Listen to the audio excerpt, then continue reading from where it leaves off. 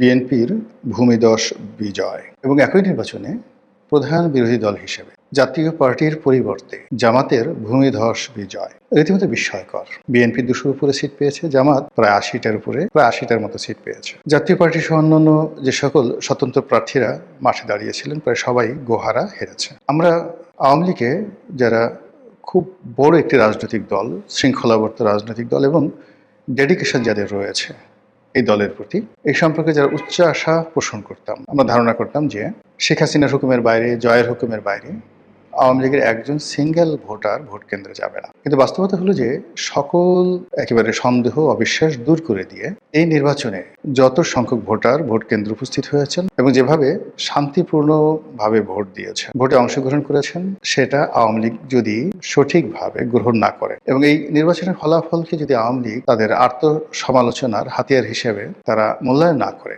তাহলে বহু বছর তাদেরকে উদ্ভ্রান্তের মতো ঘুরে বেড়াতে হয়। প্রকৃতির যে একটা বিচার, সেই বিচারের কারণ আওয়ামী লীগের যে পতন হলো, সেই পতনের জন্য যতটা না জনগণ দায়ী, যতটা না দেশের মানুষ রাজপথে নেমে এসেছিল, কিংবা যতটা না আওয়ামী লীগ করেছে জনগণের বিরুদ্ধে, তার চেয়ে সবচেয়ে বড় বিষয় হলো প্রকৃতি এমন সব ঘটনা ঘটিয়ে দিয়েছে যে ঘটনার ফলে 15 বছরের একটি শক্তিশালী শাসনের পতন হয়েছে। এবং এই ভোটের একদিন আগ পর্যন্ত আওয়ামী লীগের যারা লোকজন, তারা শতভাগ নিশ্চিত ছিল ভোট হবে না। দ্বিতীয় ছিল যে ভোট যদি হয়, তারা যারা আওয়ামী লীগ করেন তারা কখনোই ভোট কেন্দ্রে যাবেন না। এবং আমি নিজেও ব্যক্তিগতভাবে মনে করতাম যে আওয়ামী লীগের এই যে আত্মবিশ্বাস, সেটা হয়তো সঠিক, এবং আওয়ামী লীগের ভোটাররা যদি ভোট কেন্দ্রে না যায়, ভোট কোনো অবস্থাতে উৎসবমুখর হবে না, অংশগ্রহণমূলক হবে না এবং 20-25% ভোট হবে কিনা সন্দেহ, এরকম একটা ধারণা আমারও ছিল। কিন্তু বাস্তবতা হলো যে নির্বাচনের দিন এই হাতে গোনা কিছু ভোট কেন্দ্র ছাড়া প্রায় সব ক্ষেত্রেই ভোটাররা হুমড়ি খেয়ে পড়েছেন। এখানে কোনো ইলেকশন ইঞ্জিনিয়ারিং ছিল কিনা আল্লাহ ছাড়া বলতে পারবে না, কিন্তু আমরা দৃশ্যত শান্তিপূর্ণভাবে হয়েছে এবং বাংলাদেশের ইতিহাসে এত কম মারামারি, এত কম গন্ডগোল এবং হানাহানি ছাড়া একটি সুন্দর নির্বাচন কল্পনায় করা যায়। তো সেই দিক থেকে বিএনপির বিজয়, তারেক রহমান সাহেবের প্রধানমন্ত্রী হওয়া, এইগুলো যদি আপনি আওয়ামী লীগের একদম শেষ কয়েকটি বছরের কথাবার্তার সঙ্গে তুলনা করেন, তাহলে বুঝতে পারবেন যে তাদের মধ্যে কতটা মনোবেদনা তৈরি করেছে। তারা কোনো অবস্থাতেই তারেক রহমান সাহেবকে কোনো রাজনৈতিক ব্যক্তিত্ব মনে করতেন না। স্বয়ং প্রধানমন্ত্রী শেখ হাসিনা থেকে শুরু করে তার যারা লোকজন রয়েছেন, তারা মনে করতেন যে অর্বাচীন বালক, এর দ্বারা কোনোদিন নির্বাচন করা সম্ভব হবে না, দেশ পরিচালনা তো দূরের কথা, দল পরিচালনা করাও সম্ভব। এবং তাদের সেই তুচ্ছতাশীলের কারণে তারেক রহমান সাহেবের যতটুকু না যোগ্যতা আছে, আওয়ামী লীগ করতো কি সেই যোগ্যতাটাকে আরও 99% কমিয়ে মাত্র 1% তার সেই যোগ্যতার নম্বর দিয়ে তাকে সেভাবে মূল্যায়ন করতেন। উঠতে বসতে গালাগাল, জিয়াউর রহমানকে গালাগাল, বেগম জিয়াকে গালাগাল। জিয়াউর রহমান পাকিস্তানের চর ছিলেন, তারপর তারেক রহমান সাহেবের হাওয়া ভবন, দুর্নীতি, অনিয়ম, যথেচ্ছার, যা নিয়ে আওয়ামী লীগের লোকজন যেভাবে কথাবার্তা বলেছেন, আপনি ওই সময় সংসদের যে কার্যপ্রণালী বিধি রয়েছেন সেগুলো শুনলেই বুঝতে পারবেন যে ওই সময়টিতে আওয়ামী লীগের নেতৃবৃন্দ, শেখ সেলিম থেকে শুরু করে অন্যান্য সিনিয়র নেতৃবৃন্দ, এমনকি তোফায়েল আহমেদ, আমির হোসেন আমু, মতিয়া চৌধুরী এবং স্বয়ং প্রধানমন্ত্রী শেখ হাসিনা বেগম জিয়া সম্পর্কে, জিয়াউর রহমান সম্পর্কে, তারেক জিয়া সম্পর্কে কী সব কথাবার্তা বলেছেন। বাস্তবতা হলো যে এই প্রকৃতি এরকম একটা, যাকে বলা হয় অধিক্ষেত্র, এখানে সব কর্মেরই সমান প্রতিক্রিয়া রয়েছে। 2001 সন থেকে 2006 সন পর্যন্ত বিএনপি আওয়ামী লীগের সঙ্গে যে কাজগুলো করেছে, প্রকৃতি তাদেরকে ফিরিয়ে দিয়েছে।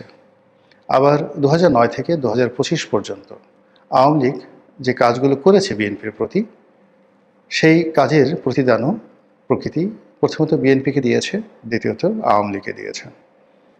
আওয়ামী লীগ এখন কী করবে?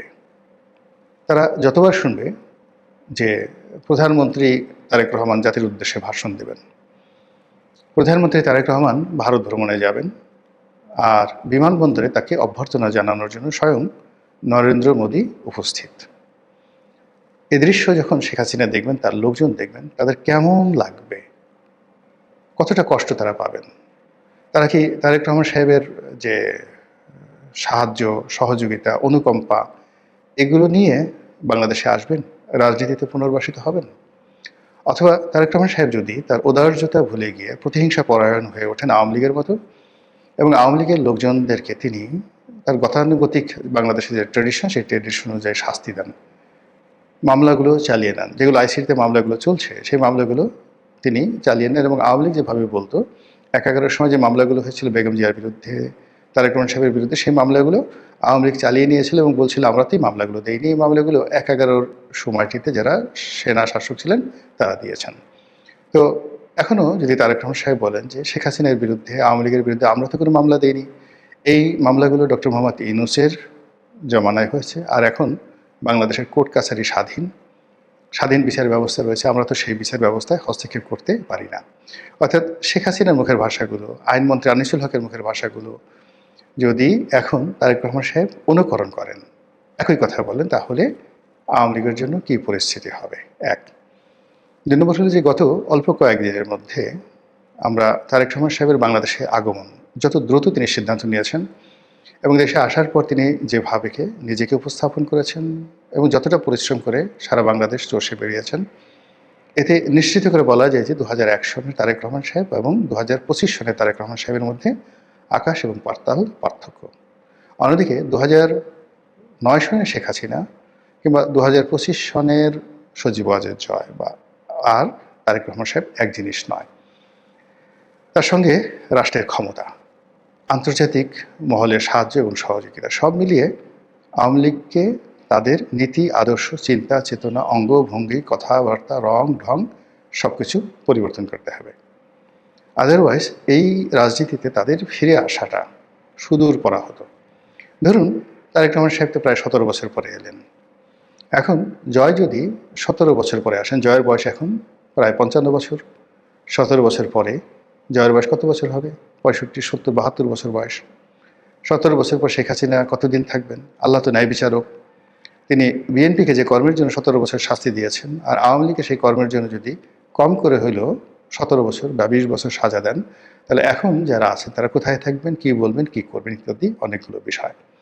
আর এই যে আওয়ামী লীগের দুর্ভোগ এবং দুর্দশা, এটাকে সংক্ষিপ্ত করার জন্যে আওয়ামী লীগ যে কাজটি করতে পারে সেটা হল তওবা, অনুশোচনা, নিজের ভুল স্বীকার করা এবং জায়নামাজে বসে তাহাজ্জুদের নামাজ পড়ে মহান আল্লাহ রাব্বুল আলামিনের কাছে কান্নাকাটি করা।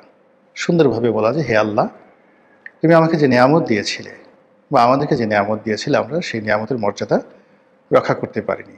আমরা সম্মানিত মানুষকে বেইজ্জতি করেছি আর অসম্মানিত এবং বাজে লোকদেরকে সম্মানের চেয়ারে বসিয়েছি। আমরা দুর্বৃত্তদের হাতে ক্ষমতা ছেড়ে দিয়েছি আর ভালো মানুষদেরকে নির্বাসনে পাঠিয়েছি। হে আল্লাহ, তুমি আমাদেরকে মাফ করে দাও, নতুন করে আমাদেরকে আবার একটি সুযোগ দাও। প্রতিটি মানুষ এভাবে যদি তওবা না করেন, আওয়ামী লীগের ফিরে আসাটা সত্যিকার অর্থে আল্লাহ কবে তাদেরকে মঞ্জুর করেন